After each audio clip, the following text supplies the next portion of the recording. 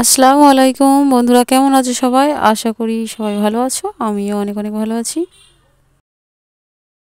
এবছরের মতো আমাদের ধান ওঠা আজকেই শেষ হলো, আবার আগামী বছর। খামারে প্রায় 20 থেকে 25 দিন ধরে ধান ওঠা চলছে।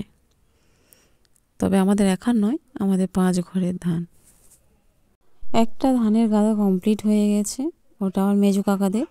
আর এখনও 4টে গাদা কমপ্লিট হবে। আমাদের আজকের পর্যন্ত শেষ হলো ধান বওয়া। সারা বছরের মতো পুরো ভাতের খোরাকিটা আমাদের এখান থেকেই হয়ে যায়, আর কিনতে প্রয়োজন হয় না। তবে ধান যাদের আছে তারাই জানে কতটা পরিশ্রম করতে হয়।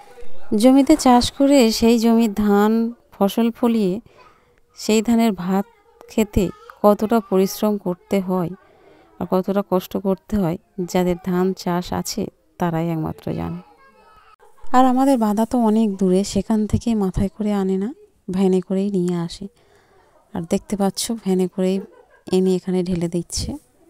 সবার ধান গাদা দেওয়া হয়ে গেছে, শুধু আমার ছোটো আব্বার গাদাটা দেওয়া হয়নি।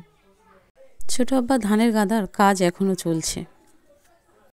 এটা হলো আমাদের ধানের গাদা, এটা হলো আমার মেজো আব্বাদের ধানের গাদা, আর এটা হচ্ছে আমার সেজো আব্বাদের ধানের গাদা।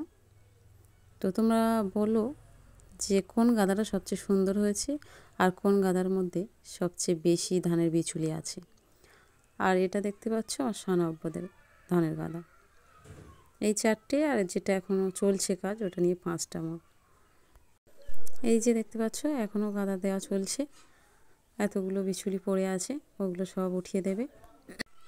তো আজকের ভিডিওটা এই পর্যন্ত। সবাই ভালো থেকো, আল্লাহ হাফেজ।